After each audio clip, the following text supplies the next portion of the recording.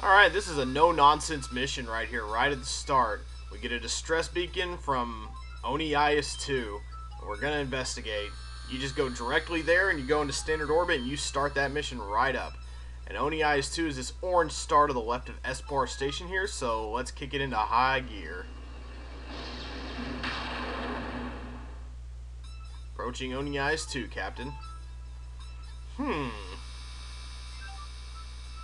Okay, that's a little weird, but whatever. Wouldn't be the first time, Mr. Spock.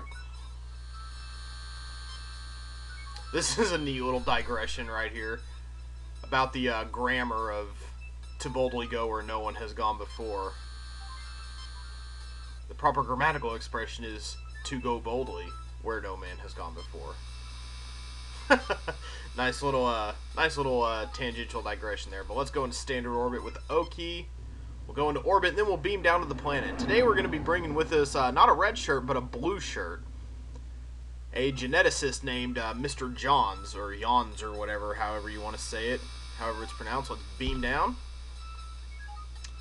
Alright, well, I think we'll be fine. Especially since there's no reason, or no way we can die in this particular mission. It's a pretty desolate planet. Thin but breathable.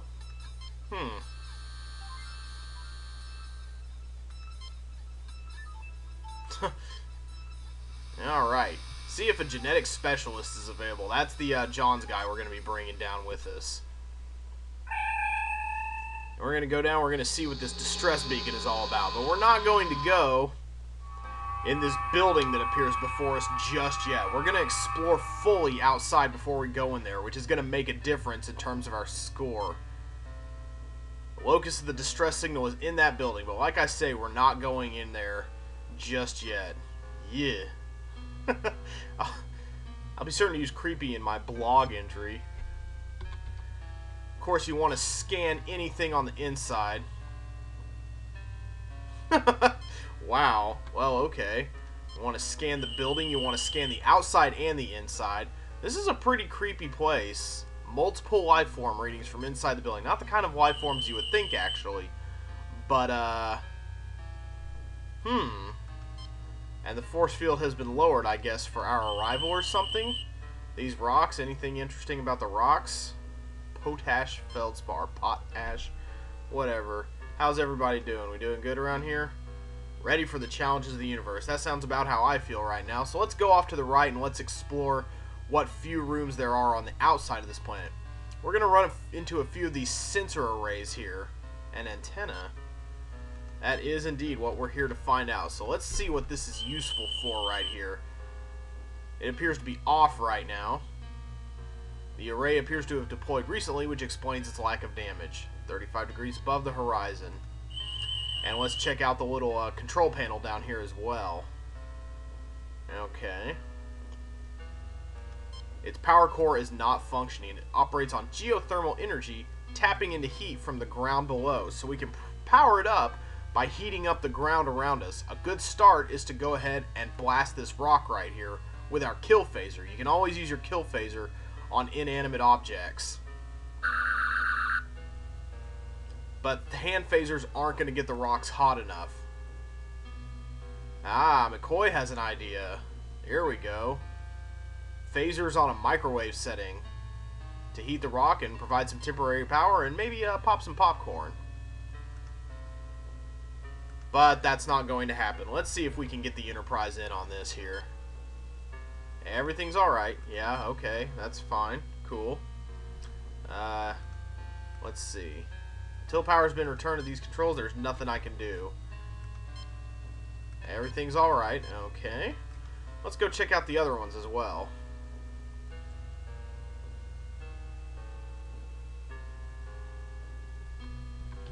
You want to scan each of these. There are 3 of them.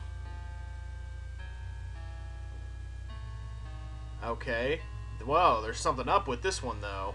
Support beneath the base is weak and crumbled, and it is aligned to a point approximately 35 degrees above the horizon. But because the base is weak and crumbled, it's not quite broadcasting at the right we have to realign the dish because it's not pointed the right way because of the ground crumbling beneath it. Kirk seemed a little bit jumpy there, kind of jumping up and down in his boots. Yes, sir, yes, sir. And here's the other one right here. You want to scan all 3 of these in order to get your 100% for this mission. Okay. Same as the others. Lack of damage, deployed recently.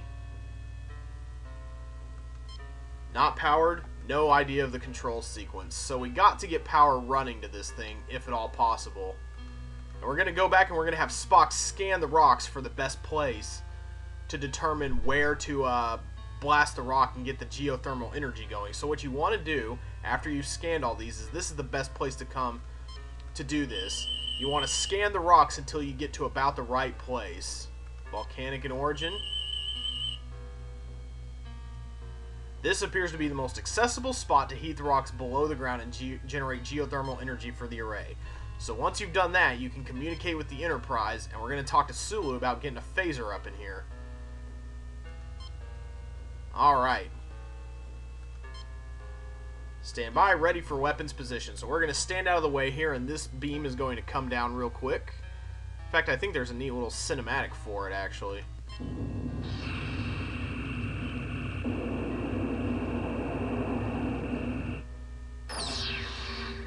There we go. So once we get up to 345 degrees, it will be properly heated up. 345, 350. There we go, and now you've got this little heat generator going down here, and all the things are on now. So now we need to go back to the second array, which was not aligned correctly. And this is going to come in handy. This is going to be a little bit of foresight. And this is how you get the 100% for this mission, is having the foresight to do this step first.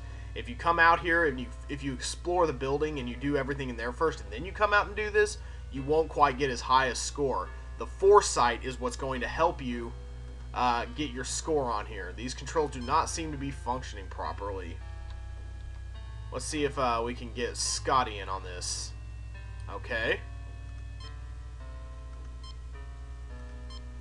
Alright, we need to readjust the angle of the dish to 32.5 degrees. So Spock should be able to do that for us, since he's the machine man. Done and done. That sounds like a good noise, as far as machines go and everything. So now, we can go back to the building and explore what's going on in there. So let's get out of Desolate Satelliteville and go back to Creepy Buildingville. It's got kind of a creepy King's Quest vibe to it, in my opinion. Like, at any moment, something could just pop out of the door and eat everybody, but there's nothing here like that. We can't really do that here. So let's go in and let's see what's inside the building, what multiple life forms are coming from this place. Nice. Yeah, good equipment, good everything. Very well done.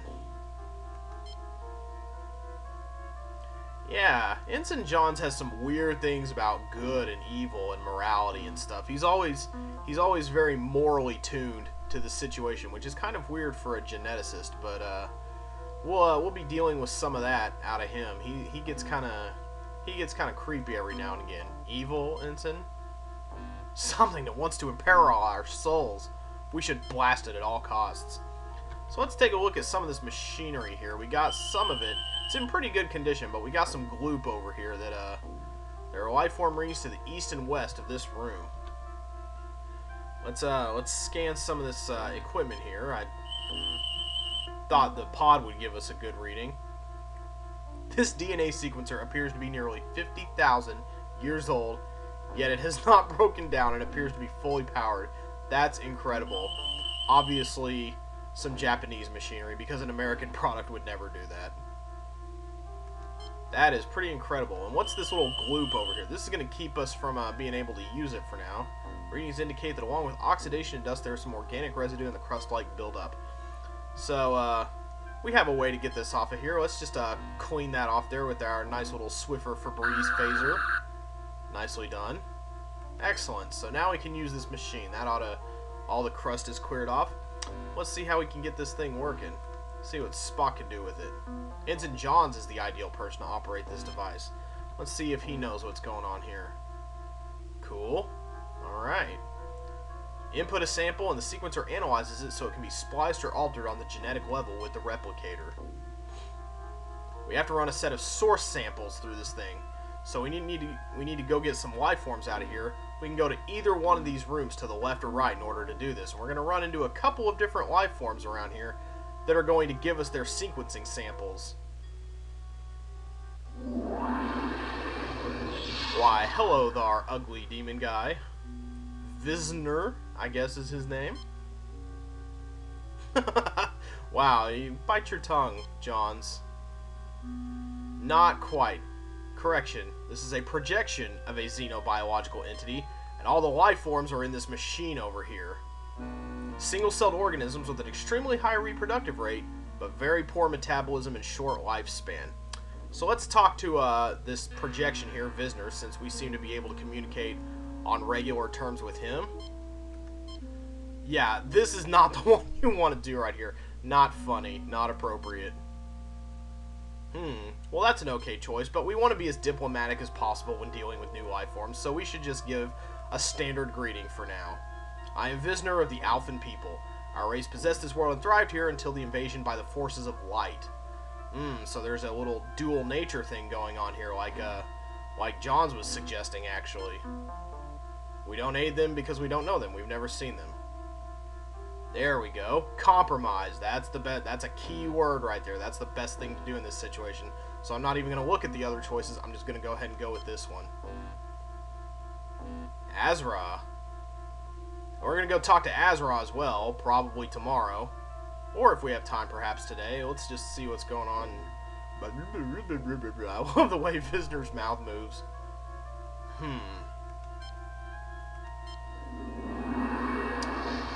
So now we got to go talk to Azra. We haven't quite got a sample out of Visner yet, but he seems to think that Azra is a fairly not nice guy. So why don't we go get both sides of the story and then try to make peace between these two guys? Because obviously there are some very deep-seated problems going on between these two races.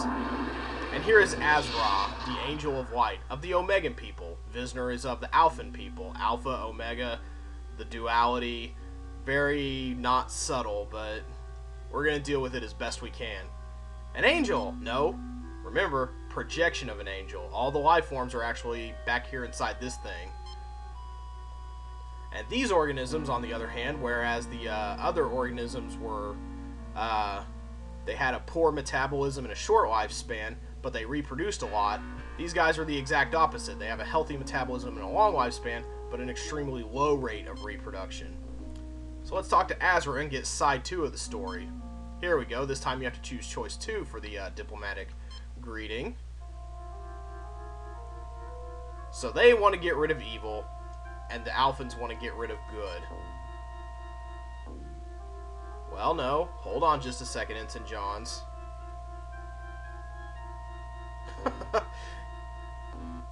Okay, that's a pretty good choice right there. Alright. And this is not the good choice right here. We want to be fairly nice to these people. So who are they talking about? Let's just see, let's get specifics on the situation here. They are foul, cold creatures who pervert even the most sacred ideas. Okay. So says you. Right.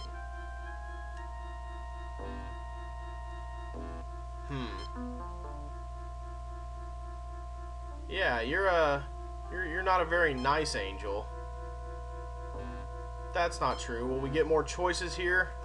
I think we will. There you go. Try to get each other to see each other's differences. They're as different as angels and demons.